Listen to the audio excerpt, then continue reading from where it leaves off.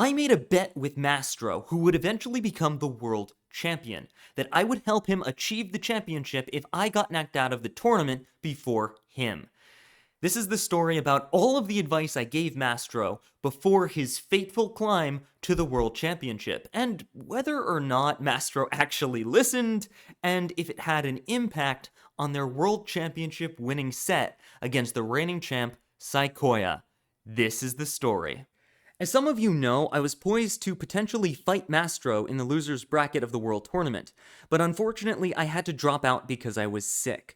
Now, technically I didn't lose the bet since I never got to play, but I still wanted to honor it. So what I'm gonna do is I'm gonna tell you all of the advice I gave Mastro, and then play clips from the World Championship matches and Mastro's own post-championship interview to show you just how much of an impact, or not an impact, my advice had on Mastro's victory. Okay, so the very first thing I told Mastro was not to play on Heartseeker, because I knew Saikoya would time Mastro out. Initially, Mastro didn't believe me. I also told Mastro after the first game that Saikoya was very likely to play Tenri again. We even had a practice match so that Mastro could have experience playing against a Tenri player. If you don't want to say it's fine, but did you have any practice games? Because it seemed like you had some practice, like you were fresh. No, like the last week before Grand Finals, I barely practiced. I got like one game with Sneaky. Despite all of these warnings, Mastro ended up having to play on Heartseeker just due to the map pick and ban system. I don't think this was really ignoring my advice because Mastro was strategically getting rid of maps that would cause them problems later on. Unfortunately, Mastro did lose heavily on the clock as anticipated and ended up getting HQ backdoored by Tenri, losing the match, and putting Mastro in a 1-1 situation with Saikoya. Another piece of advice I gave Mastro is that Saikoya does in fact blunder. Mastro didn't believe me, but it actually happened in their very first game where Saikoya walked their commander into lethal very early on. You can see it happening on the screen. This is what gave Mastro their first win. And I think after this, Mastro started to realize that maybe I was right and Saikoya can make mistakes. The next piece of advice I gave Mastro, and this was very difficult because Mastro did not want to believe me. I wanted Mastro to stop trying to play perfectly, to stop trying to play like some ideal, like Mastro was a machine or a computer. I wanted Mastro to instead try to play against Saikoya as a human being. I told Mastro, perfect play is not playing the game perfectly because you never can. As a human, perfect play is putting yourself in the best possible situation. You need to take advantage of your advantages and Saikoya's disadvantages, because I guarantee you that's what Saikoya does. And here's what Mastro said in the post-game interview. What I realized with Saikoya is that if I try to play to his strengths, I will lose. I have to force the game to play to my strengths. And to do that, I need to be the more aggressio, usually. Yeah, so Sneaky ended up being right about all of the things, basically. Crazy. Also, I had already known that I couldn't play like a machine when I stopped playing Caesar, but I still thought my path to victory versus Koya would be to reach a higher level of play. Instead, I ended up doing the thing Sneaky told me to do, LMAMO. What he wants to do is play the long game. So if he's playing the more aggressio, even if he doesn't win early, he will stall me out eventually. I need to win quickly. If he's the more aggressio, how can I win quickly? If I'm playing the more aggressio, well, his moves early are super fast. That's what he always does.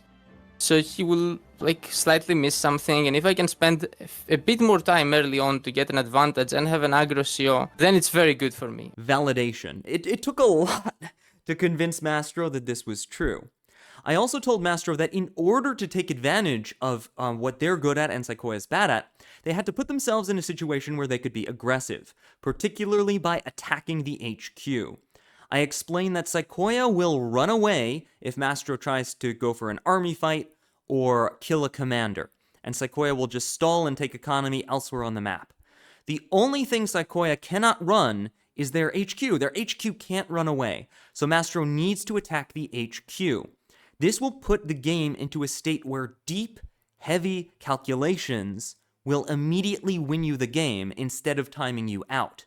which would be perfect for Mastro and awful for Sequoia, who hates having to make those deep calculations and is much better at playing faster with imperfect accuracy. In Game 3, Mastro goes for an HQ rush against Sequoia and is able to pull it off, as Mastro is just half a turn or so faster because they played very precisely and made perfect calculations. Whereas Sequoia, despite kind of picking the map, was not ready for the HQ rush at all. Yeah, for sure, like the heist thing ended up paying off massively, but it was a gamble. I came up with it in the morning walk and shower right before the game, when I was rethinking what to do on the map. I was so close to calling bullshit on myself and rejecting that HQ rush as a desperation move. But the narrative you painted helped me both come up with the plan and stick to it when I had last-minute second thoughts. It also convinced me that I should never ban Zawan versus Koya, always Wolfar, even on Gilgamesh. One other thing I told Mastro, and this was somewhere after game 2, I think. I told Mastro to ban Wolfar. I said, look, you always lose to Wolfar. Wolfar is amazingly good. I showed Mastro some crazy Wolfar tactics, and I said, Sequoia's going to play Wolfar. You have to ban Wolfar. From then on, Mastro continuously banned Wolfar. Mastro's main worry was, well, what if Sequoia plays Zawan Greenfinger? I think Zawan Greenfinger's better, Sneaky. And I said, no, you're wrong. First of all, Sequoia doesn't know how to play Greenfinger. Even if Sequoia picks Greenfinger, they're not going to be very good with them.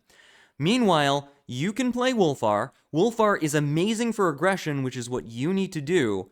Ban Wolfar, play it if it's available. After that, Mastro did start to ban Wolfar and played Wolfar in their final set against Sequoia, who sure enough tried to play Greenfinger Zawan, but was not able to be as aggressive.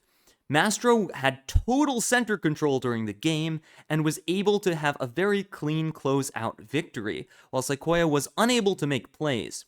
In fact, the commentators even criticized their use of Greenfinger's groove, which may not have been optimal. Oh, okay. Okay, what's up? What's up? Oh, he will do that, okay. Alright, he's gonna go tier 2. Oh, he goes for it. It barely even scratches the dragon, look at that. That's so bad. That's terrible. Overall, how much impact did my advice actually have on Mastro's World Championship win? Well, you have to remember that Game 1 was mostly due to a blunder by Sequoia, and Mastro very cleverly noticing that there was lethal on the table. I think Mastro would have won that game regardless and lost Game 2 on Heartseeker, no matter what I did. We both agreed the map was bad, and Mastro, I don't think, could have won on Heartseeker no matter what. Game 3, Mastro went for a last-minute HQ rush. So the question is, was that inspired by my advice to attack, or would Mastro have done that anyway? So yeah, for sure, your advice affected Game 3 and 4. And I didn't realize myself until after I gave the interview that, I ended up basically agreeing with Sneaky on all of the things. And yeah, all of the things you said I had to do were basically right. Which is crazy, cause lol, why didn't you beat him last time? Burn, Mastro, wow. I'm joking, of course, but actually you have beaten Koya many times, huh? Also, remember that thing I told you about convincing people? After playing the first 2 games with Koya and thinking about it, I changed my mind to basically agree with the things you told me. So even though it seemed like Mastro wasn't listening to my advice, after the first 2 games, they really started agreeing with me, and made changes that let them win the next 2. I'm super flattered that Mastro thinks I was able to help them achieve the championship in some small way, or some big way. I obviously want to give all of the credit to Mastro's win to Mastro. They're the one who won the World Championship, and I was just giving a little bit of cheap advice from the sidelines with no real stake in it. Heck, a part of me wanted Sequoia to win, because we're buds too. But overall, I do think that my advice was more or less spot on. And I've gotten pretty good, if nothing else, at analyzing players. Maybe I should retire from being a player and be a Wargroove coach. Seriously though, congratulations to Mastro for an amazing, hard-fought, and well-deserved victory against Sequoia.